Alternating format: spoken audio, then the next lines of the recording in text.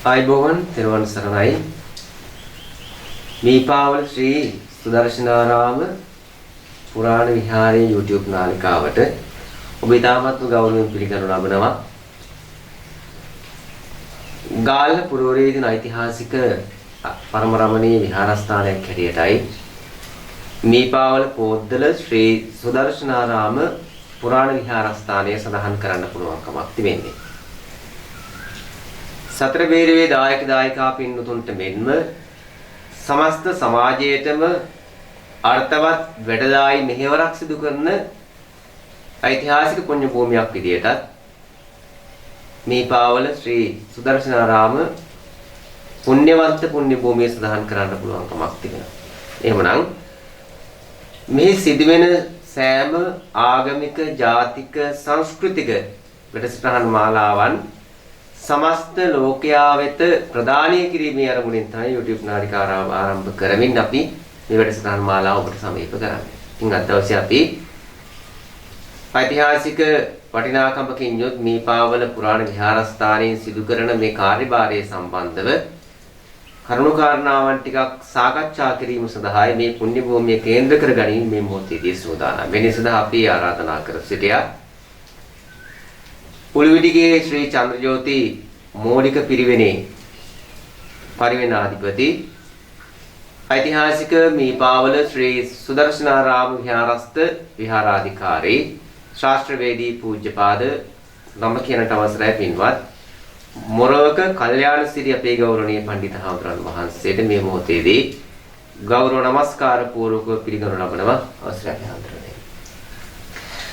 ඔබ දන්නවා මා මුලින් සඳහන් කර ආකාරයටම මේ පුණ්‍යවන්ත පුණ්‍ය භූමියක් කියලා කියන්නේ මෙහි පිහිටීමත් එක්ක මේ ගාලු පුරවරයේ තියෙන පරමරමණීය පුණ්‍ය භූමියක් විදියටයි සමස්ත සමාජයේම මීපාවල ශ්‍රී සුදර්ශනාරාම පුණ්‍ය භූමිය පිළිගන්නේ. එනිසා අපි මුලින්ම මේ පුණ්‍ය භූමියේ ආරම්භය සහ විකාශය පිළිබඳව ටිකක් කතා කරලා අපි හඳුනන්නේ අපේ මේ මාතෘකාවට ප්‍රවිෂ්ඨ වෙමු. කොහොමද මේ මීපාවල ශ්‍රී සුදර්ශනාරාම පුරාණ විහාරස්ථානයේ ඉතිහාසය ආරම්භ වන්නේ? හොඳයි, තෙරුවන් සරණයි අපි ඉන්දික මහත්මයාණනි. අපි දන්නවා ලංකාවේ හින්දු ආගම වැඩම කරාට පස්සේ බුදුදහම ව්‍යාප්ත වෙලා ගමක් පාසා පන්සල් ආරම්භ වුණා. නමුත් එක්තරා කාල පරිච්ඡේදයේ නුවර යුගයේ වෙන විට ලංකාවේ වික්ෂු ශාසනය කුඩා පරිහානියට පත් වෙලා ලංකා එකදු උපසම්පදා වික්ෂුවක්වත් නැති තරම් තත්ත්වයට පත් වුණා. එවන් අඳුරු යුගයක අපි දන්නවා මහනුවර යුගයේ අපේ අසරණ සරණ පිණ්ඩපාතික වැලිවිට ශ්‍රී සරණාංකර සංඝරාජයන් වහන්සේ විසින් නැවත අප්‍රතිහත උන්වහන්සේගේ ධෛර්යයෙන් ලංකාවේ උපසම්පදාව පිහිටෙව්වා. ඒ පිහිටවල උන්වහන්සේ පළමුවෙන් උපසම්පදාව ලැබලා ඊට පස්සේ මේ පහත රට ප්‍රදේශයෙන් ගිහිල්ලා උන්වහන්සේගෙන් උපසම්පදාව ලැබූ භික්ෂුන් වහන්සේලා තුන් නමක් පිළිබඳව ඉතිහාසයේ සඳහන් වෙනවා. එක නමක් තමයි කැටකොඩ ශ්‍රී රතනජෝති කියන හාමුදුරන් වහන්සේ. උන්වහන්සේගේ ශිෂ්‍යයෙක් විසින් තමයි මේ කැටකොඩ සංඝපරපුර ආරම්භ කරලා තින්නේ. කැටකොඩ සංඝපරපුරට අයිති විහාරස්ථානයක් තමයි අපේ මීපාවල ශ්‍රී සුදර්ශනාරාම විහාරස්ථානය. මේ විහාරස්ථානයට අනුබද්ධ වටරක විහාරස්ථානය, ඒ වගේම හැම්මෑලිය පුරාණ සල්ගමු රාජමහා විහාරස්ථානය, ඊළඟට යටගල රාජමහා විහාරය ආදී කොටගෙන ඇති විහාරස්ථාන 18ක් ආරම්භ කරලා තියෙනවා. එතන ඉඳලා තමයි මේ මීපාවල ශ්‍රී සුදර්ශනාරාම මහා විහාරස්ථානයේ ආරම්භය පිළිබඳව අපට සිහිපත් කරන්නට තියෙනවා.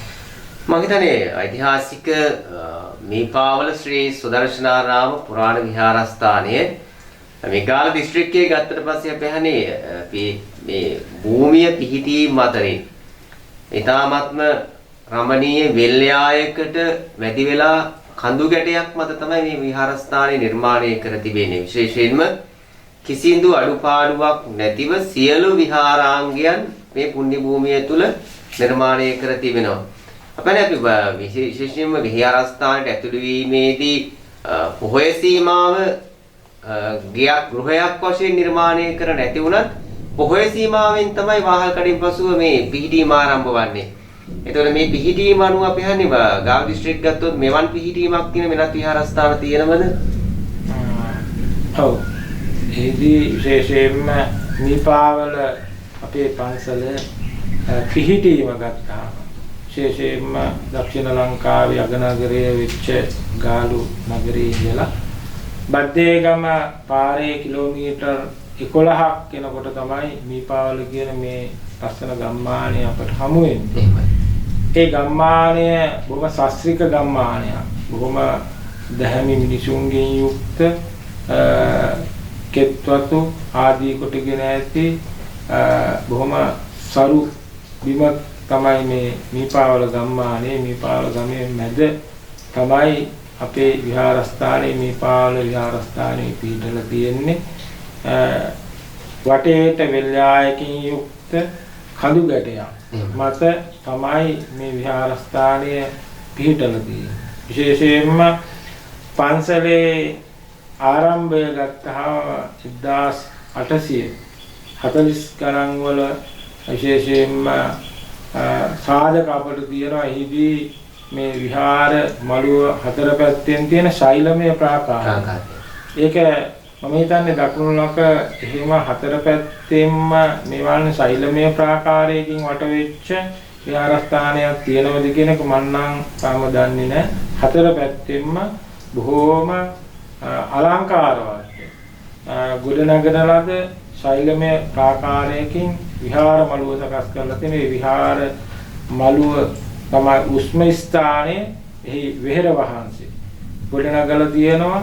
ඒ වගේම විහාර මන්දිරය. විහාර මන්දිරය ගත්තහමත් මාත්මයන් විශේෂයෙන්ම විශේෂයි. නුවර යුගයට අයිති චිත්‍ර තියෙනවා. නුවර යුග චිත්‍රහා මූර්ති තියෙනවා. අර පැරණි විහාරවල තියෙන ලක්ෂණයන්ගේ මුලින්ම බුද්ධ මන්දිරේ ඊළඟට මැදමාලේ වටමාලේ ආදී කොටගෙන ඇති දෙපැත්තේ දේවාල ගංගී යුක්තයි. එතකොට ඒකේ මැදමාලේ සම්පූර්ණයෙන්ම තියෙන්නේ නොයර යුගයට අයිති චිත්‍ර සහ මූර්ති. ඒ වගේම තමයි ඊළඟට ඒ වටාම තියෙන දෙවෙනි මළුවක්. ඒ දෙවෙනි මළුව එක් පසක තියෙනවා පන්සලේ වැඩ සිටින ඉපැරණි බෝධිරාජාණන් වහන්සේ. එහි ලිඛිත ඉතිහාසයක් නැහැ. පුරාවෘතවල ගම්මුන් පැරණි අපේ ගම්මුන් කියන පරිදි වසර 200කට එහා ඉතිහාසයක් මේ බෝධීන් වහන්සේ තුල තියෙනවා. මේ බෝධිය මුල් කරගෙන පන්සල ගොඩනැගුණා කියන මතයකුත් තියෙනවා. මොකද ඉස්සෙල්ලා මේ බෝධිය තියෙන මේ ස්ථානය හඳුන්වලා තියෙන්නේ තුඩුවිගවත්ත කියලා. ඒකට ඒ සුදර්ශනාරාමයේ ආදී නම් තියලා නැහැ. තුඩුවිගවත්ත පන්සල කියන එක තමයි එදා ගමේ මිනිස්සු පැරණි අය හඳුන්වලා තියෙන්නේ. මේ බෝධිය හරි අර අදුෂ්මානව අනුහස් තියෙන ස්ථානයක් හැටියට තමයි හඳුන්වන්නේ. ඒ කාලේ මිනිස්සු මට පැරණි මිනිස්සු මාත් එක්ක කතා කරලා තියෙනවා. මොකක් හරි ඒ අයගේ උමනාවක් වුණාම දුකක් වේවා සතුටක් ඇති වෙච්ච වෙලාවක් වේවා මේ බෝධීන් වහන්සේ ළඟ පහනක් පත්තු කරලා යම් ප්‍රාර්ථනාවක් සිද්ධ කරනවා නම් ඒක ඒ විදිහටම ඉෂ්ට වෙච්ච බව මිනිස්සු එදා බොහොම විශ්වාස කරපු දෙයක්. එතන ඉඳලා තමයි පන්සල මහා අනුභව සම්පන්න ස්ථානයක් හැටියට ගොඩ නැගිලා තියෙන්නේ. එතකොට වර්තමානයේ වෙන විට විශේෂයෙන්ම ඒ බෝධීන් වහන්සේ ඊළඟට අනිත් පස තියෙනවා සුවිසල් ධර්ම මන්දිරය. ඒක මේ දකුණු පළාතේම නැති මහා සුවිසල් ධර්ම මන්දිරය ධර්මශාලාවක්. ඒක තියෙනවා ඊළඟට විහාරාංග සියල්ලම. අර ඔබතුමා කිව්වා වගේ ඉදිරියෙන්ම තියෙන මේ වාහල්කට ප්‍රවිෂ්ඨ වෙනකොට දකින්නට ලැබෙන්නේ විශේෂයෙන්ම පොය සීමාවක ගෘහයක් හදලා නැති වුණාට පොය සීමාව ගොඩනගලා තියෙනවා. ඒ කටිනේ පැවරීම ආදී විනය කර්ම අදත් ඒවා සිද්ධ කරන්නේ ස්ථානේ. එතකොට අනිත් ගන්ටාර කුණු පිය ගැට පෙළ ආදී පැරණි ගල් කණු මේවායින් පන්සලේ තියෙන ඓතිහාසිකත්වය පැරණි බව කියාපාන පැරණි විහාරස්ථානයක් හැටියට සිහිපත් කරන්න පුළුවන්. වර්තමානයේ ගැළපෙන ආකාරයට සහ දුටුතුන්ගේ netsit පහන් කරන ආකාරයට තමයි විහාරස්ථානයේ සියලු ස්ථාන නිර්මාණය කර තිබෙන්නේ. වගේම වර්තමානයේ වන විට ඉතාමත් රමණීය විෂ්ණු කතරගම සූනියම් ආදී මේ දෙවියන් උදෙසා යාතිකාවක් සිදු කරන මිනිස්සුන්ට සේවය සලසන දේව මන්දිර නිර්මාණය කර තිබෙනවා. ඒ වගේම තමයි අර ගෞරවනීය පණ්ඩිතාන වහන්සේ මතක් කර විදිහට බෝධියේ තියෙන ඓතිහාසිකත්වය සහ වටිනාකම බෝධියේ වටින් නැත්නම් බෝධියේ වට ප්‍රමාණයෙන් හිතා ගන්නට පුළුවන් කමක් තිබෙනවා. මේ දකින්න ඔබට හිතේවි මේ බෝධිය මොනතරම් අභිමානයක් සහ පූජනීයත්වයක් තිබෙනවද කියලා. මොකද ගහ ආරම්භ කිරියේ ගහේ මුල නිර්මාණය වෙලා තියෙන විදිය බැලුවන් පස්සේ මම හිතන්නේ 10 දෙනෙක් එකතු වුණත් මම හිතන්නේ වදන්න බැරි ප්‍රමාණයට විශාල වට ප්‍රමාණයක් බෝධිය තුල තිබෙනවා. ඉතින් මේ වෙලේ ඓතිහාසික බෝධි මහන්සිය නමක් මම හිතන්නේ මේ ප්‍රදේශය තුළ දකින්නටත් අමාරු තරම් ඒ තරම්ම රමණීය වගේම තමයි මට මතක් කර වගේම පෙරණි ශෛලමය ප්‍රාකාරය කිසිදු දැන් වසර 200කට එහා කාලයක් ගණන් හදලා බැලුවත් කිසිදු හානියක් නැතුව ඉතාමත්ම ක්‍රමානුකූලව විහාර මන්දිරයේ එකතු වෙන වතුර ටික උඩමළු එකතු වෙන වැහි වතුර ටික පවා ක්‍රමානුකූලව ගලා යන ආදියට තාමත්ම ලස්සනට දොරටු 4ක් නිර්මාණය කරලා තියෙනවා. දැන් අපි නේද ඒතරත් තියෙන දහ. ඔව් මේ ශෛලමය ප්‍රාකාරයෙන් වටවෙච්ච විහාර මළුවට ප්‍රවිෂ්ඨ වීම සඳහා ප්‍රධාන දොරටු පියකට පෙර 4ක් තියෙනවා.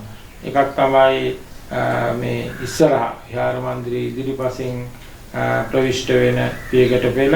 ඒක බොහොම පියකට පෙළ 30ක් විතර සමන්විත ඒ පෞරාණික භංගිම පෞරාණික සියලුම ශෛලමය නිර්මාණය කරන ලද පියකට පෙළ. ඊළඟට අනිත් පැත්තෙන් ආවාසයේ මේ ආවාසයේ පිහිටලා තියෙන්නේ ඒකත් බැලුවම හරි පුදුම පිහිටීමක්. ඒක වෙනම පිහිටලා තියෙන්නේ එහා පැත්තෙන් මේ වික්ෂුන් වහන්සේලා වැඩ ඉන්න ආසගය. ඒකට මේ යම් කාලයක මේ එකට තිවිච්ච භූමිය දෙකඩ වෙනවා. ඒ කියන්නේ ගමට පාර හැදෙන්නේ විශේෂයෙන්ම පන්සල වත්ත මැදින්. එතකොට මේ පන්සල් වත්ත මැදින් පාර හදනකොට දෙපැත්තෙම තියෙන වෙල ගොඩ කරලා තියෙන්නේ පන්සලේ කඳු ගැටය පස්ස අරගෙන. ඒ නිසා එතකොට ඒ පාර එහෙම නිර්මාණය වෙච්ච නිසා විහාර මන්දිරය ආදී විහාර මළුව තියෙන පැත්ත වෙන් වෙනවා. සංඝාවාසයේ තවත් පැත්තක. ඒ නිසා අර මේ පාර උඩින් ගුවන් පාලමක් ගොඩනගන්නට ඒ වෙලා තියෙනවා සංඝාවාසයේ ඉඳලා විහාර මන්දිරයට ගමන් කරන්න. ඒව නිර්මාණත් මේ ගාලපුරය තුළ අඩුවේ පැහැන්නේ නේද? අඩුවේ මම නම් දන්න එකම ගුවන් පාලම තියෙන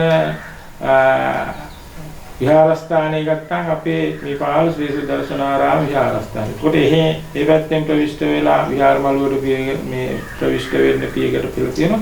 ඊළඟට මේ පන්සල පිහිටි ආකාරයෙන් අනිත් පැත්ත තියෙන්නේ මේ පාල පැණිදෙනිය පැත්තට. ඒ පැත්තෙන් එන මිනිස්සුන්ට විහාරයට ප්‍රවිෂ්ඨ වීමට ඒ පැත්තෙන් තවත් පියකට පිළක් තියෙනවා. ඊළඟට අනිත් පැත්තෙන් තියෙන්නේ සුවිශාල ධර්ම මන්දිර ධර්මශාලාව හදලා තියෙනවා. ඒකට ධර්මශාලාවේ ඉඳලා මිනිස්සුන්ට විහාරයට ප්‍රවිෂ්ඨ වෙන්න තවත් පියකට පෙළක් ඒ ශෛලමය වශයෙන්ම හදලා තියෙනවා. ඒ අනේ ඒකෙන් බොහොම ක්‍රමවත් එදා සිටි අපේ ආදිකර්තෘ හාමුදුරන් වහන්සේලා බොහොම කල්පනා කරලා නිර්මාණශීලීව මේ ගොඩනැගීම හේතු කොටගෙන අද විහාරස්ථානයේට මහ රමණීයත්වයක් සහ ඓතිහාසික වටිනාකමක් ඒක රාශී වෙනවා.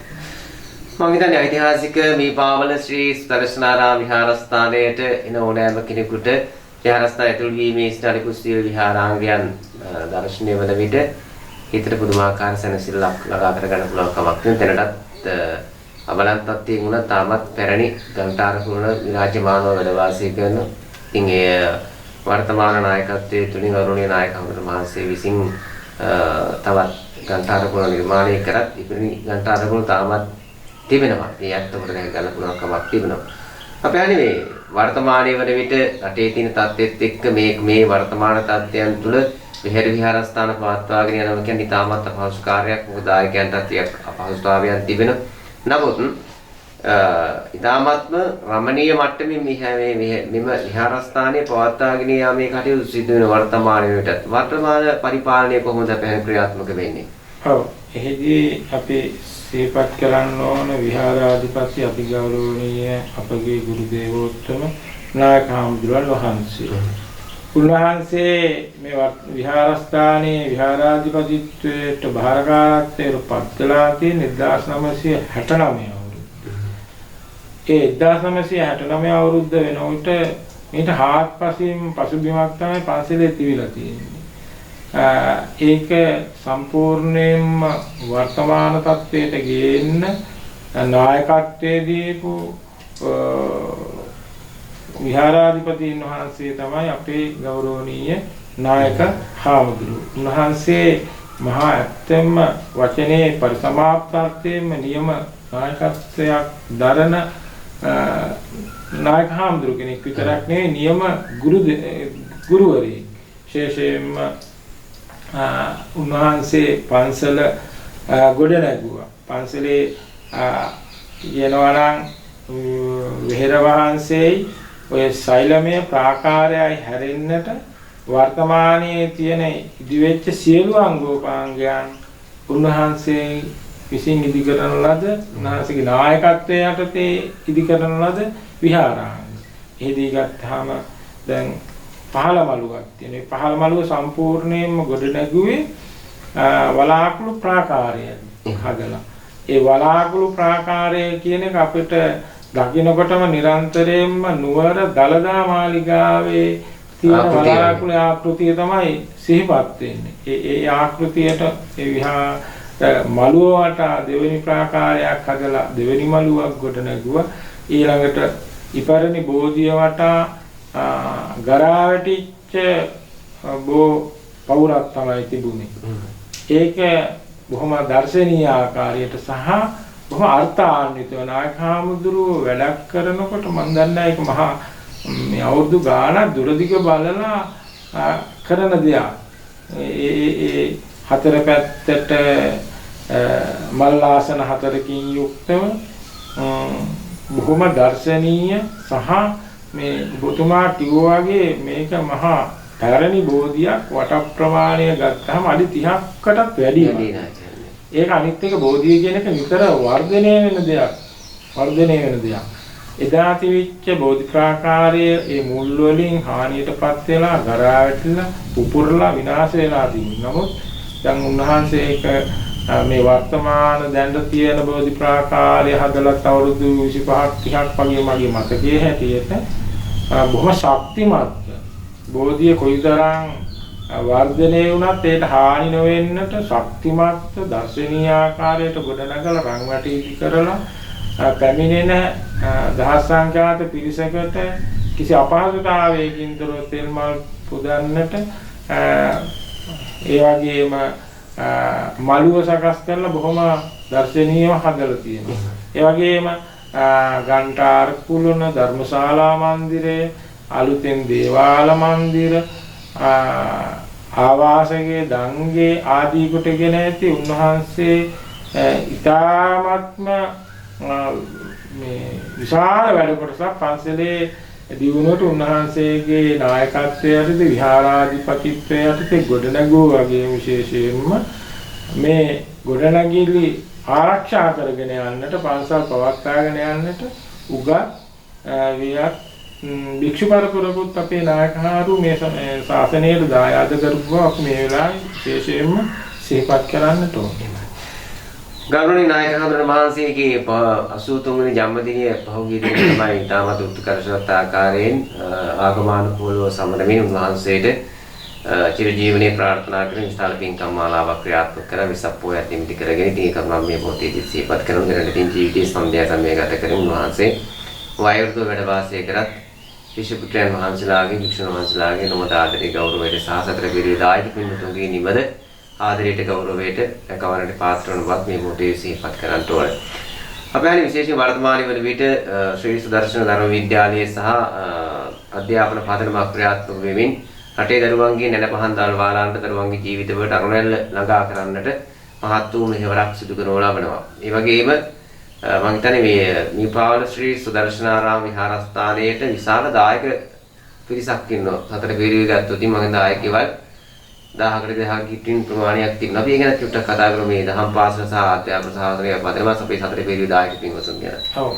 විශේෂයෙන්ම විහාරස්ථානයකින් ගමට වෙන සේවය ගත්තාම දැන් බොහෝ පිරිසක් ඒක හඳුනනවාද කියන එක මට ප්‍රශ්නයක් වෙලා තියෙනවා. නමුත් පන්සලෙන් ගමට වෙන සේවය භෞතික දේවල් වලට වැඩි ආධ්‍යාත්මය තමයි වැඩියෙන්ම වැදගත් වෙන්නේ. මිනිස්සුන්ගේ ගමේ මිනිස්සුන්ගේ ආධ්‍යාත්මය දියුණු කරගන්න. එහිදී අනාගත ගමේ මම හිතන්නේ 1500කටත් එහා දායක දේවල් ප්‍රමාණයක් තියෙනවා අපේ හතර පේරුවක මේ දායක සීමාව තුල. ඒ මිනිස්සුන්ගේ සියලු ආගමික කටයුතු ටික සිද්ධ කරනවා වගේම ගමේ ඉන්න ළමා පරපුර විශේෂයෙන් අනාගතේ බාර ගන්න ඉන්නේ දරුවෝ. ඒ දරුවෝ වෙනුවෙන් ඒ අයට සදාචාර වර්ධනයේට ඒ වගේම දහම් අධ්‍යාපනයේට ආගමික වතාවත් හුරු පුරුදු කරන්නට දහම් පාසල කියන එක පන්සලක තියෙන ප්‍රධාන ස්ථානයක් විශේෂයෙන්ම. ඒතකොට මේ පාල අපේ පන්සලේ නායක හාමුදුරුවෝ විහාරාධිපතිත්වයට පත් වෙනකොට 1969 අවුරුද්ද වෙන විට උන්වහන්සේ සිහිපත් කරන ආකාරයට දහම් පාසලක් ඒ කාලේ තිබිලා කක්ටියව පැවිදිච්ච කාල සමයක්. ඒ හිටියේ නායක හාමුදුරුවෝ අපවත් වෙලා ඒ හේතු විවිධ හේතුන් මත දහම් පාසල වැහි ගිහිල්ලා තියෙනවා. උන්වහන්සේ විහාරාධිපතිත්වයට පත් වෙලා ප්‍රාර්ථ කරපු සුවිශේෂී ක්‍රියාවක් තමයි ඉක්මනින්ම පන්සලේ දහම් පාසල ආරම්භ කිරීම. මේ පාවල් ශ්‍රී සුදර්ශන දහම් පාසල ආරම්භ කිරීම. එතකොට මේ දහම් පාසල ආරම්භ කරලා ගමේ දරුවන්ට හොඳ දහම් අධ්‍යාපනය මේ දිනකම පන්සලට ඇවිල්ලා ධර්මයේ ඉගෙන ගන්නට පන්සලේ විහාර මළුවේ බෝ මළුවේ ධර්මශාලා මළුවේ මේ පන්සල් භූමියේ ඇවිදලා අර ළමයින්ට ප්‍රායෝගික අධ්‍යාපනයක් දෙන්න මේ දහම් පාසල බොහොම නිර්මාණශීලීව උන්වහන්සේගේම අදහස් වලට අනුව ගොඩනගා ගත්තා. විශේෂයෙන් දැන් අපි ගත්තොත් උදාසන බුද්ධ වන්දනාව. ඒක බොහොම වැදගත් වෙනවා. දරුවන්ට නියම කරලා තියෙනවා දහම් පාසලට එන හැම දරුවෙක්ම උදාසන දහම් පාසලට යනකොට මල් වට්ටියක් නෙලාගෙන. ඒකට ලකුණු දෙනවා නායක හාමුදුරුවෝ. ඒ විතරක් නෙවෙයි තෑගිත් දෙනවා. වර්ෂ අවසානයේ. එතකොට ළමයි හරි උනන්දුයි ඒකට. මගේ දෙන මල්ලාට්ටි සමහර දවසට 200ක් තියෙනවා. ළමයි එක්තරා කාල පරිච්ඡේදයක මට මතකයි ළමයි 1500ක් විතර මේ දහම් පාසලේ ඉගෙන ගත්තා. ඒ බුද්ධ වන්දනාවේදී නායක හාමුදුරුවෝ ළමයිට මේ වන්දනා කරවන්නේ සිංහල දැන් අපි ගත්ත උදාහරණයක් ඇටියට සාම්ප්‍රදායිකව පන්සිල් සමාදන් කරවීම ගාථා කීම පාලියෙන් තියෙන ගාථානේ බොහෝ දේ. නමුත් පුංචිම මෙතන ඉන්න පළවෙනි ශ්‍රේණියේ ඉඳලා අවසාන ශ්‍රේණිය දක්වා ළමයි විවිධ මට්ටමේ. ඒ හැම දිනාටම තේරුම් වෙන විදියට සිංහල කවියෙන් තමයි තෙරුවන් සරණ යෑමේ ඉඳලා අර සියලුම වන්දනා කරවන්නේ නායකයන්ට බොහොම ලස්සනට ගාථා කියන්නේ මේ කවි කියන්න පුළුවන් බෝධි පූජා කරන්න පුළුවන්. තනිකර බෝධි පූජාවක් ඇටියට බොමළුවේ වාඩි කරවල තමයි ළමයින්ට ඒ ටික වන්දනාව සිද්ධ කරන්නේ. පන්සිල් දීම, පිරුණුවන් වන්දනා කිරීම, මල් පූජා කිරීම, භාවනා කරවීම ආදී මේවා බොහොම එතන පැයක පමණ ප්‍රායෝගික මේ අධ්‍යාපනයක් එතෙන්දී ලබා දෙන්න දරුවන්ට. ඒ විතරක් නෙමෙයි විශේෂයෙන්ම දහම් පාසල ප්‍රදේශයේ මේ මණ්ඩලයේ බෝධිසත්ව කොට්ටාසේ දීර්ඝ කාලයක් වර්තමානයේ දක්වාම මේ අංක 1 දහම් පාසල බවට ගෙනාවා. මාණ්ඩලික තරංග, දිස්ත්‍රික් තරංග, සමස්ත ලංකා තරංග වලින් ජයග්‍රහණය ලැබලා බොහොම ඒ දරුවෝ තමන්ගේ කුසලතාවය හඳුනාගෙන ඒ තුලින් තමන්ගේ ජීවිතය ජයගත්ත බොහෝ පිරිසක් ඉන්නවා. දැන් සංගීතයෙන්, ගායනයෙන්, නර්තනයෙන්, කතිකත්වයෙන් ආදී මේවා දරුවන්ගේ සැඟවෙච්ච කුසලතා හඳුනාගත්ත තෝතැන්න බවටපත් උනේ දහම් පාසල. ඒ විදිහට දැන් විශාල ඒ ශේෂ්ත්‍රය තුළින් සමාජයට ප්‍රවිෂ්ඨ වෙච්ච හොඳ ගුණ ධර්ම දන්න ධර්මයේ දන්න හැදිච්ච බෝසත් පිරිසක් ගමේ ව්‍යාප්ති වුණා. ඒ විතරක් නෙවෙයි දහම් පාසලේ තියෙන ප්‍රධාන වැදගත්කමක් තමයි දරුවෝ දහම් පාසලට එනකොට පන්සලේ හාමුදුරුවෝ ගමේ දරුවෝ හඳුනාගත්තා. මේ අපේ හාමුදුරුවෝ කියන්නේ. ඊළඟට පන්සලේ හාමුදුරුවෝ අපි හඳුනා ගන්නවා ගමේ අපේ දායක මිනිස්සුන්ගේ දරුවෝ හඳුනා ගන්නවා. ඒක මේ අනාගත ඒ ගමත් පන්සලත් අතර තියෙන සම්බන්ධතාවය ආරක්ෂා වීමට ප්‍රධානතම දෙයක් හැටියට මම දකිනවා. දහම් පාසලක වටිනාකම ඇත්තටම ගොඩාක් කතා කරන්න පුළුවන්. මම දහම් පාසල ගත්තොත් මේ පටන් මතක් කරා වගේ කාලයක් පුරාවටම දහම් පාසල් තරඟ වලින් දේවගිය සමස්ත ලංකා සහ ප්‍රාදේශීය මට්ටමින් ගත්තොත් ඒ හැම එකකින්ම විශාල ජයග්‍රහණ ප්‍රමාණයක් අත්පත් කර ගන්නට මේ පාසල සිසු දර්ශන ධර්ම විද්‍යාලයේ සමත් වී තිබෙන වර්තමානයේ වුණිට අපේ කොහොමද දහම් පාසලේ තත්ත්වය? ඔව් වර්තමානයේ නායකාන්දරු මීට වසර කිහිපයකට ඉස්සෙල්ලා මට බාර කළා දහම් පාසලේ කියන ප්‍රධාන චාර්දූරිය පවරලා. ඉතින් වර්තමානයේ වෙන විටක් විශේෂයෙන්ම දැනට ළමයි 500කට ආසන්න ප්‍රමාණයක් අධ්‍යාපනය ලැබෙනවා.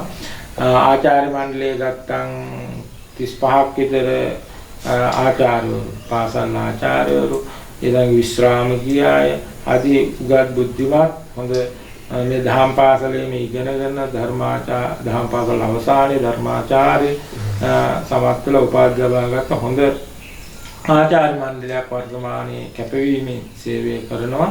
ඉතින් විශේෂයෙන්ම මමත් අර නායක හාමුදුරුවෝ ගෙනාපු මාවතේම ඒ අඩිපාර ඔස්සේම දහම් පාසල වර්තමානයේ දක්වාම හොඳින් ක්‍රියාත්මක කරගෙන යනවා. ඒ වගේම පසුගිය කාලවක වන්තුලද අපි හන්නේ ඉපරණී අපේ තාමත් මනස්කාන්ත ධර්මශාලා මන්දිර සමගාමීව දරුවන්ගේ දහම් අධ්‍යාපනය ප්‍රවර්ධනය කිරීමේ සහ දරුවන්ට අවශ්‍ය කරන නිදහස ඉගෙන ගන්න අවශ්‍ය කරන විදියට තවත් ගොඩනැගිල්ලක් නිර්මාණය කරා. අපි ඒක ගැන කෙටියෙන් සඳහන් කරගත යුතුයි. ඔව්.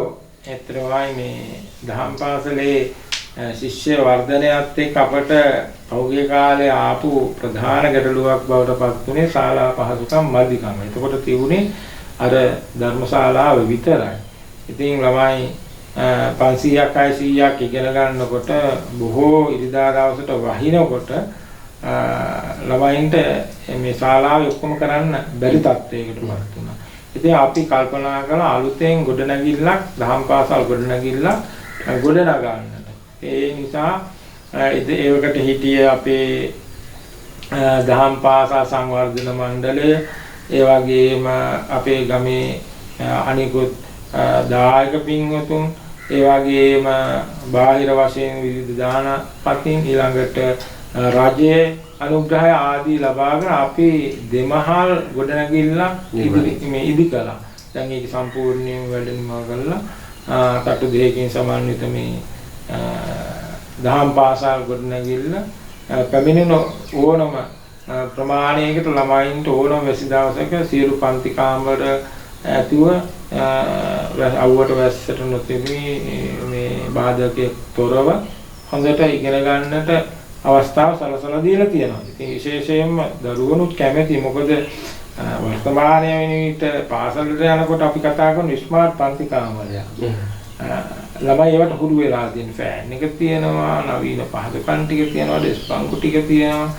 සමහර විට දහම් පාසලට දවස් 5ක් ඉස්කෝලේ එහෙම පහසුකම් නැතුව ඉගෙන ගන්න දරුවෝ දහම් පාසලට ඇවිල්ලා තරප්පි පෙළක වාඩි වෙලා, ගහක් යට වාඩි වෙලා, බිම වාඩි වෙලා සමහරට නොතේරෙන දරුවෝනේ ඉන්නේ.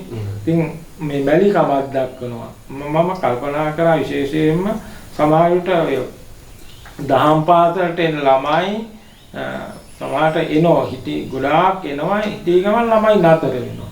දැන් සමහරට හොයලා බලනකොට ළමයින්ට ප්‍රධාන කාරණයක් වෙලා තියෙනවා අර පහසුකම් ටික නැති එක.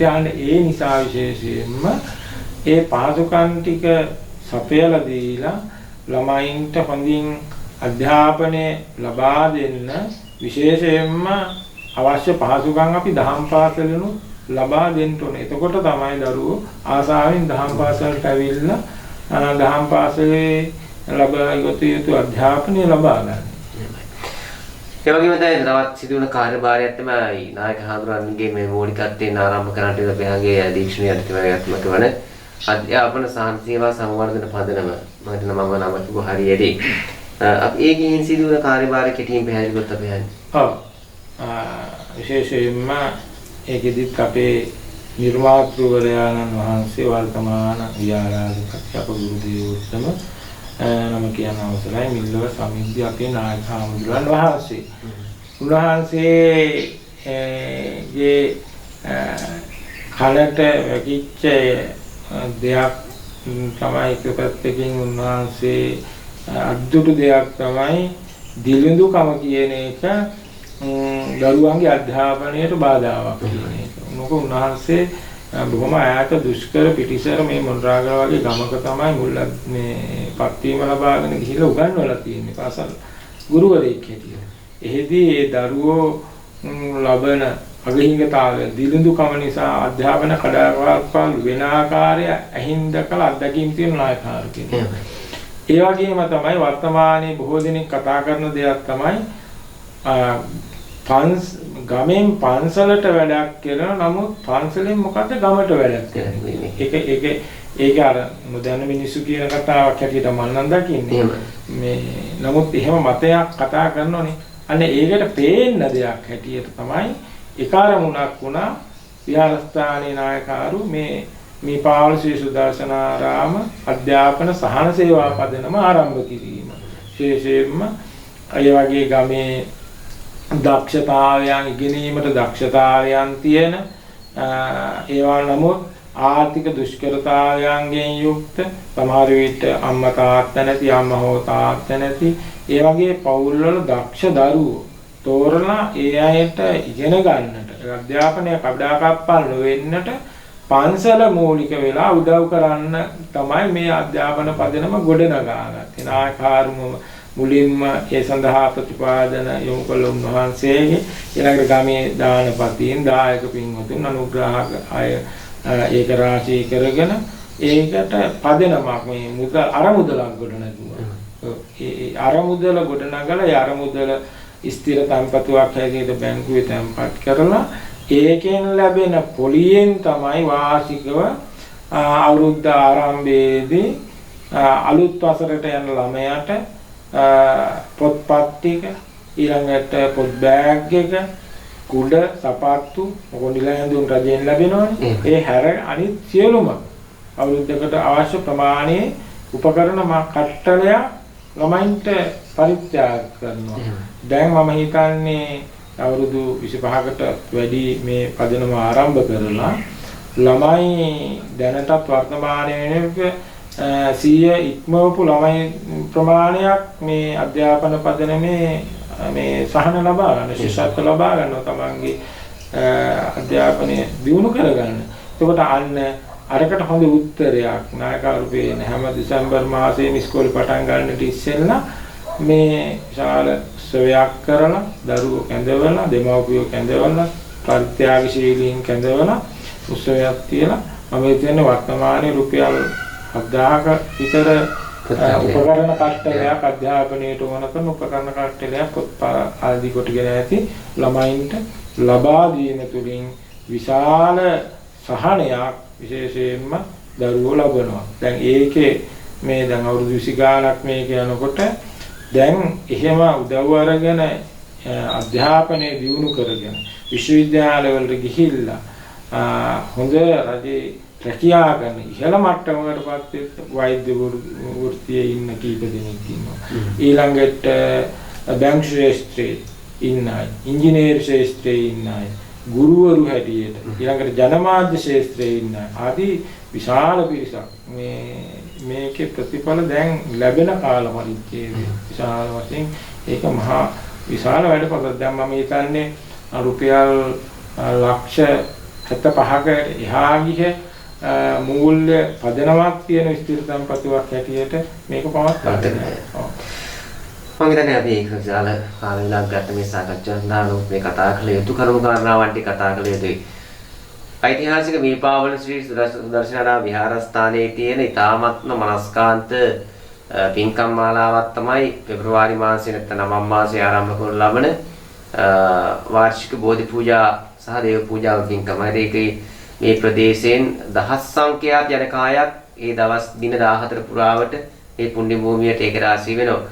පුරාණ කාලයේ තුල විශේෂයෙන්ම මේට අවුරුදු ගානකට ඉහතින් මේ පුණ්‍ය භූමියේ කාලයේ සීමාව තුළ සැනකෙලියක් බවට පත් වෙන ඉතාමත්ම අලංකාරය විදුලි ආලෝකයේ සහ කොඩි වැල් වලින් මුදි වර්තමානයේ වන විට මේ සිල් දේවල් ක්‍රියාත්මක කරන රටේ තියෙන තත්ත්වයක් එක්ක අපි ඒක නැත්නම් පැන කෙටියෙන් පැහැදිලි කරමු වාර්ෂික බෝධි පූජා පින්කම කොහොම සංවිධානය වෙන්නේ කියලා. ඔව් ඒකත් අපේ ගෞරවනීය ගුරුදේව නායක හාමුදුරන් වහන්සේගේ සංකල්පයක් මත පන්සලේ වාර්ෂික පින්කම හැටියට 1978 අවුරුද්දේ ආරම්භ වෙන මේ සුවිශාල ධර්ම මන්දිරය ගොඩනගලා විවෘත කරලා ඒකට හිටිය නාමික ජනාධිපති විලියම් ගුපල්ලවාතින් 78 අවුරුද්දේ පළවෙනි සංවත්සරය සිහිපත් කරන දිනය හැටියට තමයි ඒ වගේ මේ අවුරුද්දේ තමයි මේ ප්‍රදේශයේ පන්සලට විදුලි ආලෝකය ලැබිලා තියෙන විදුලි බලය ඒ කාරණා දෙකම මූලික කරගෙන දෙසැම්බර් මාසයේ ඒකට දෙසැම්බර් මාසය කියලා කියන්නේ දැඩි නියං සායක් ගමට පවතින කාල පරිච්ඡේදයක්. ඒකිනුත් මිනිස්සුන්ට පීඩා ඇති වෙනවා තියෙනවා.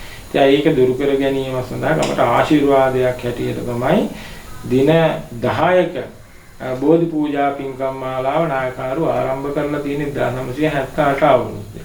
ඒක හිම බොහෝම ක්‍රමවත් පිළිවෙලට මේ නායකවරුන්ගේ අදහස් වලට අනුව දායකයෝ ඒක හරියට උන්වහන්සේ අනුගමනය කරමින් පිළිවෙලට කරන පූජාවක්. ඒක දකිනායගේ සම්බන්ධ වෙන අයගේ බුද්ධාලම්බන ප්‍රීතිය සද්ධාව දියුණු වෙන බොහෝ හොඳ දර්ශනයක් තමයි මේ පූජාව කියන එක. බෝධි පූජා පින්කම් මාලාව. ඒක පැත්තකින් පන්සලේ තියෙන ඓතිහාසික අනුභව සම්බෝධීන් වහන්සේට සිද්ධ කරන මහා පූජාවක් හැටියට විවිධාත්ම වලින් යුක්ත තමයි ආරම්භ කරේ.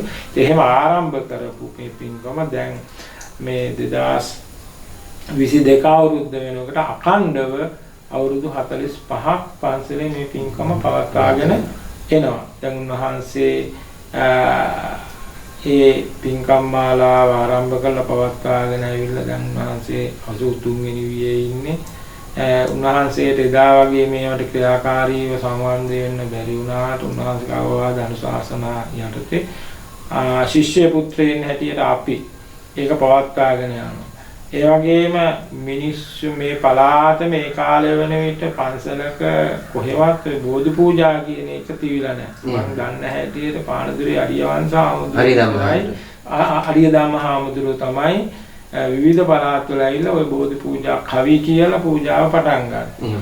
නායක හාමුදුරුවෝ ඒ කවි ඒ විදියටම සුගායනය කරමින් තමයි බෝධි පූජා පවත්වන්නේ. ඒ නිසා මිනිස්සු හරි ආකර්ෂණයටපත් වෙන ශ්‍රද්ධාවට පත් වෙමින් ප්‍රසාදයටපත් වෙන මහා පූජා පින්කම් මාලාවක් බවට අපේ පන්සලේ පින්කමපත් වුණා.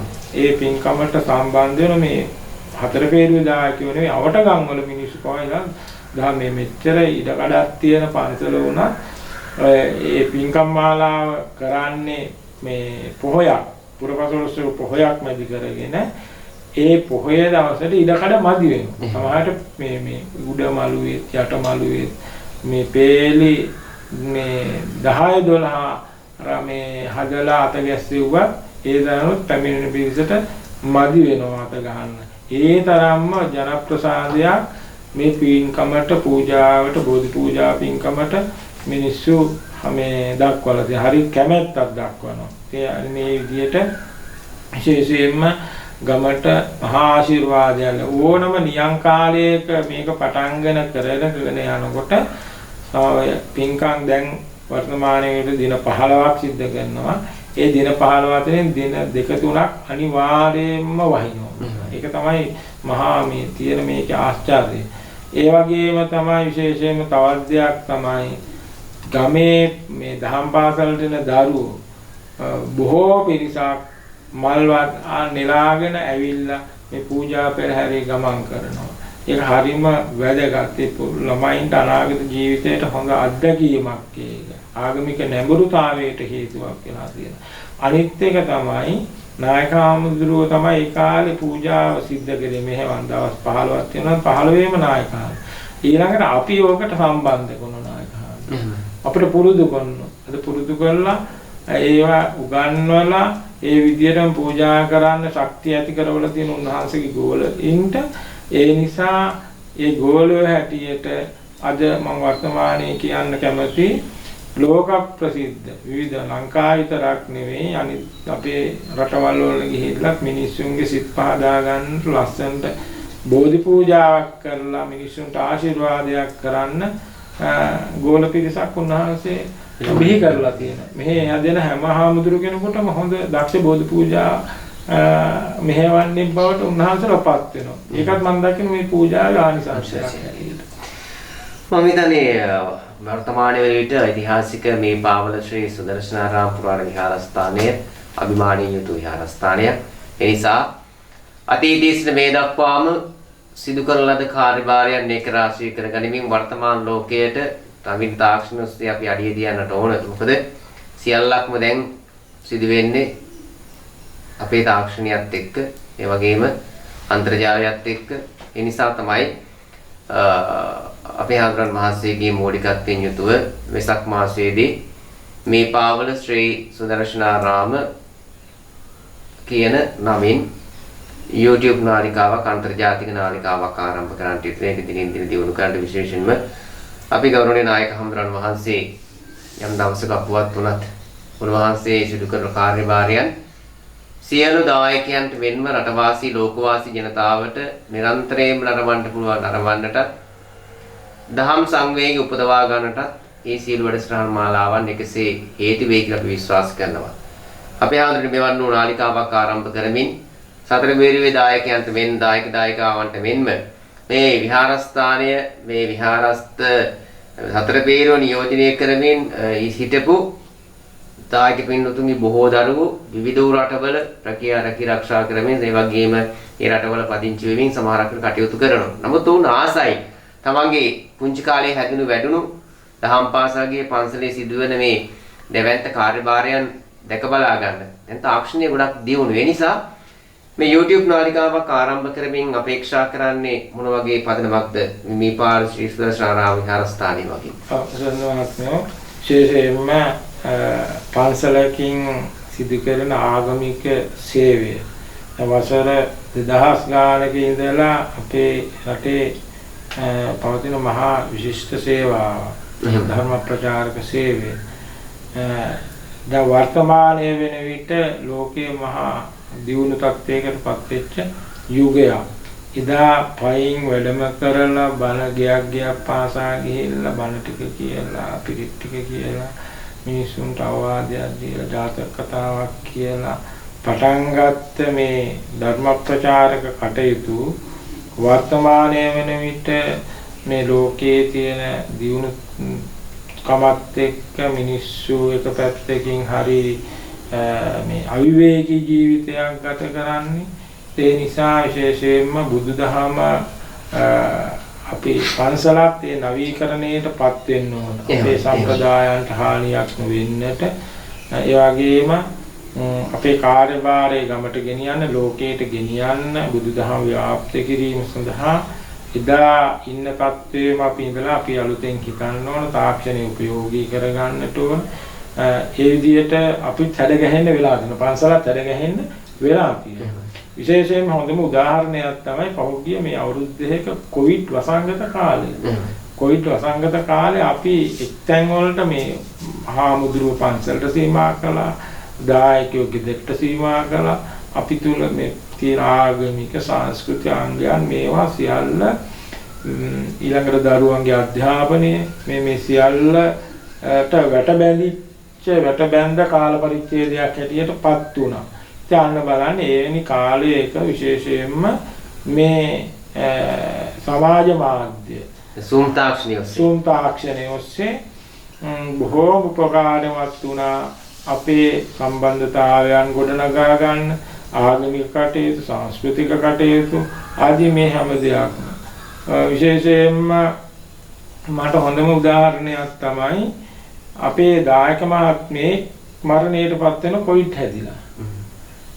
නිරෝධායනයටපත් වෙලා.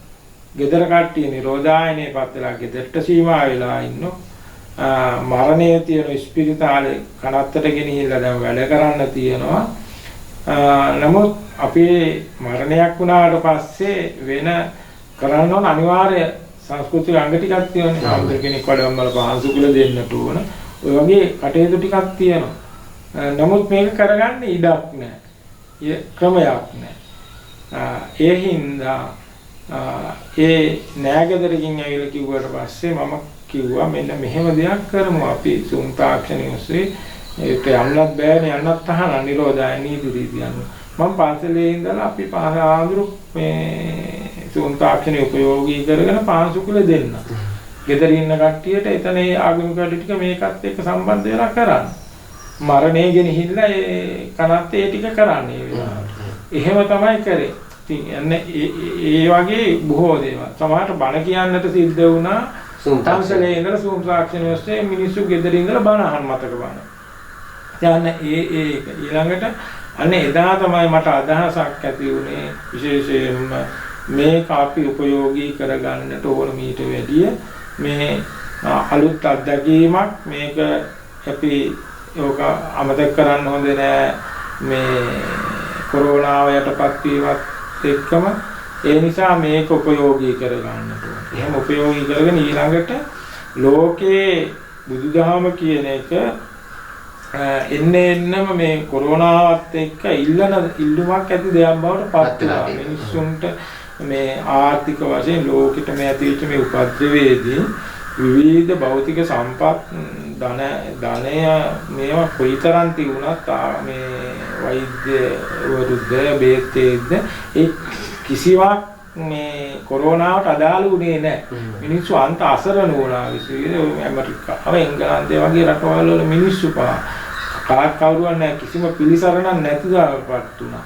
අන්තිමට මේ මිනිස්සුන්ට ආධ්‍යාත්මයේ විතරයි. ඒ ආධ්‍යාත්මයේ බුදුදහම ලෝතර බුදුහාන්ගේ දර්ශනය තමයි මේ මිනිස්සුන්ට යම් සැනසෙල්ලකට හේතු වෙන්නේ. ඒ නිසා බොහෝ වශයෙන් ඒකත් එක්ක ධර්මය මේ නිර්මල ධර්මය සොයන්න මිනිස්සු පටන් ගත්තා. අන්න ඒකත් එක දෙයක් බවට පත් වුණා. විශේෂයෙන්ම මේ බුදුදහම ලෝකෙට දෙන්න ඕන දෙයක්. ඒ නිසා විශේෂයෙන්ම මම කල්පනා කරා යාද සමාජ මාධ්‍ය මේ ජාලා ඕනතරම් තියෙන මේ YouTube channel එක පන්සලේ ක්‍රියාත්මක කරන්නට ඕනේ කියලා. ඒ අනුව තමයි අපේ පන්සලේ සිද්ධ කරන සියලුම පින්කම් ඒ හරහා විකාශනය කරන්නට ඒ YouTube channel ඒවා භාගත වෙලා තියෙනවා. ඕනම කෙනෙකුට ඕනම වෙලාවක බලලා ඒ සම්බන්ධ වෙන්න පුළුවන්. දැන් ඒ අනුව තමයි මා කල්පනා කරේ මේ සමාජ මාධ්‍ය ජාලයක් පන්සල නමින් ආරම්භ කරන්න ඕනේ කියලා. එෙහිදී මට ඊළඟට මේක මට මහ ලොකු තාක්ෂණ දැනුමක් ඇත්තේ නැහැ. ඒ වුණත් මේක කරන්න ඕනකම තියෙද්දි ඔබතුමා මම අපේ සහෝදරයෙක් හැටියට ඔබතුමා මට නිරන්තරයෙන්ම සිහිපත් වුණා. ඒ නිසා තමයි අපේ නායකාංගී 70 මේ තුන්වෙනි ජන්මදිනයේ පින්කමට මේ විදිහට මේ වගේ වැඩක් ආරම්භ කරන්න කල්පනා කරලා ඒකෙන් ඔබතුමාගෙන් ලැබිච්ච සහයෝගය මෙහෙයම මඟ පෙන්වීම මම හරි අගය කරනවා. ඒ නිසා මේක ආරම්භ කළා. එතකොට ඊළඟට පන්සලේ ඉන්නවා අපේ මහලතර කුඩිහාරු කෙනෙක් මේ හොඳට ඉංග්‍රීසි භාෂාව ප්‍රගුණ කරපු ඉංග්‍රීසි ධර්ම දේශනාව පවත්වලා ඒ ලෝකයාට ඒ දහම් රසය ලබා දෙන්න ඒ ඉල්ලුම් කරන දේ අපට ලබා දෙන්න පුළුවන් මේ හරහා ඊළඟට මිනිස්සුන්ට ඕන වෙලා ඉඩලද වෙලා පන්සලට හැම එක්කෙනාට මෙන්න බැරි වෙන්න පුළුවන් තියෙන මේ අවිවේකීතාවය රාජකාරී ඉන්න පන්සලේ සිදු කරන වැඩසටහන් මොනවද පින්කම් මේ දහම් තමයි ෆෝන් එකේ ඉඳන් බලන්න පුළුවන් ෆෝන් එකේ Tamanට ඉඩලද වෙලාවක මේ විවේචන සිට බලන්න පුළුවන් ප්‍රවිෂ්ඨ වුණාට පස්සේ අපේ සමාජ මහල ටිකේට ඕන දෙයක් නරඹන්නට පුළුවන්. ඉතින් ඒ අදහසින් තමයි විශේෂයෙන්ම මේ YouTube නාලිකාව ආරම්භ කරන්නට මම අදහස් කළේ. අපි සදහවත් සතරවේරුවේ දායක පින්වතුන් අපේ තරුණ දූපුතුන්ට ආරාධනය කරනවා. ඔබ YouTube බාරකට ගිහිල්ලා මීපාවල ශ්‍රී සුදර්ශනාරාමයේ කියලා ටයිප් කරන්න ඔබට පුළුවන් නාලිකාව පහසුවෙන් සොයාගන්න. ඒ වගේම තමයි මේ දන්න අපේ දායක සදහවත් පින්වතුන්ට අපි ආරාධනය කරන දූපුතුන්ට ඔබ ඔබේ අනිකුත් යාළුවන්ට ඒ වගේම මේ ගමේ මේ සහෝදර සහෝදරියෝ බොහෝ පිරිසක් මේ ප්‍රදේශයෙන් බැහැරවත් ඇති මේ රටින් බැහැරවත් ඇති. ඔවුන්ටත් මේ පණිවිඩ ලබා දෙන්න අපි ඔබට ආරාධනය කරනවා. subscribe කරලා bell icon එක click කරලා මේ විශේෂයෙන් අපි අන්තර්ජාලික කරන සියලු වැඩසටහන් දෙසින් ඔබට නරඹන්නට එනවා ගන්න පුළුවන් කමක් තිබුණා. නැවත වරක් මතක් කරනවා. මීපාවල ශ්‍රී සුදර්ශනාරාම කියන නමින් සර්ච් කරන්න ඔබට පුළුවන් මේ නාලිකාව දැක බලා ගන්න. ඒ වගේම තමයි නැවත වරක් කියනවා subscribe කරලා bell icon එක click කරලා තියාගන්න. ඔබට වැදගත් මේ වන විට ඊටාමාත්ම සාර්ථක වැඩසටහන් 25කට ආසන්න ප්‍රමාණයක් අපි අන්තර්ජාලයට මුසු කරලා දෙන YouTube නාලිකාවට එකතු කරලා තියෙනවා. අපි ඉදිරියේදීත් මෙවන් වූ වැඩසටහන් මේ ගාල්ල පුරවරයේ තියෙන ඓතිහාසික රජමහා විහාරස්ථාන, පුරාණ විහාරස්ථාන, පුරාවෘත්තයන්, ඒ වගේම තමයි මේ ප්‍රදේශයේ චිරප්‍රසිද්ධ දේශකයන් වහන්සේලාගේ ධර්ම දේශනාවන්, දහම් සාකච්ඡාවන් සහ විවිධ වූ තේමාවන් ඔස්සේ වැඩගෙන ආගම ජාතික සංස්කෘතික වැඩසටහන් අපි නිරන්තර එකතු කරන බලාපොරොත්තු වෙන වගේ තමයි මේ ගමක් අපේ සංස්කෘතියත් එක්ක යනවා. බලිතෝවි ශාන්ති කර්ම, දහඩ සම්නි ශාන්ති කර්ම, සෙත් ශාන්ති කර්ම මේ ආදී දේවල් අද මම හිතන්නේ ක්‍රමක්‍රමයෙන් අපේ සමාජයෙන් බැහැර වන අවස්ථාවකදී අපි මේවා විශ්වාසයේ මත විශ්වාසයේ මත ගමන් කිරීමක්ම නොවේ. හැබැයි අපේ සාම්ප්‍රදායික සම්ප්‍රදායන් ඒ අපේ සංස්කෘතියන් අපි ආරක්ෂා කරන්නට මෙවන් වූ විහාරස්ථානයේ සිදු කරන නාලිකාවෙන් අතහිත ලබා දෙනවා කරන මේ මොහොතේ සිහිපත් කරමින් මේ සියලු කාරණාවන් කතා බහ කරන්නට එකතු වුණු ඓතිහාසික ගාල්ල මීපාවල පොද්දන ශ්‍රී සුදර්ශනාරාම විහාරස්ථානයේ විහාරාධිකාරී මුළුටිගේ මූලික පිරිවෙනේ පරිණාධිපති ශාස්ත්‍රවේදී පූජ්‍යපාද මොරෝ කල්යාණ ශ්‍රී ගෞරවනීය පඬිතු හාමුදුරන් වහන්සේට බොහොම පිං මේ කරුණු කාරණාවන් කතා බහ කරාට ඒ වගේම අපි නැවත වරක් ඔබට ආරාධනය කරනවා අපස්සම නිරන්තරයෙන් රැඳෙන්න. අපි නිරන්තරයෙන්ම සෑම මාසකම මෙවන් වූ වැඩසටහන් මාලාවක් ඔබට සමීප කරනවා. ඉතින් ඔබටත් අදහස් ඇති මේ වැඩසටහන මේ නාලිකාව මේ විදියට තව දේවල් එකතු කළ යුතුයි කියලා. අපි ආරාධනය කරනවා ඔබ නරඹන වැඩසටහන් යටින් කමෙන්ට්ස් කරන්න.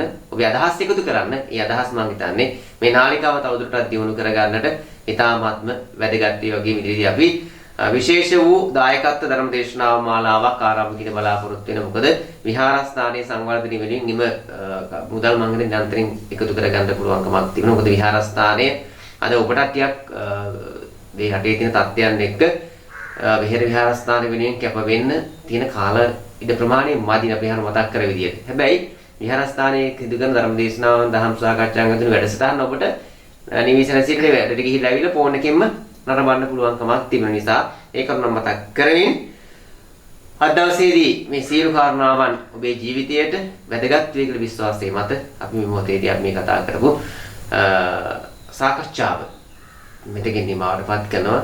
අපේ පඬිතු හාමුදුරුවෝ මහසට ගොඩක් පිං. ඒ වගේම අපි තවත් දවසක මෙවන් වැඩසටහනකින් හමු යමු. එතෙක් ඔබ සියලුම දෙනාට නිදුක් නිරෝගී සුව සහ දිගාසිරි සම්පන්නියම සැලසේවා.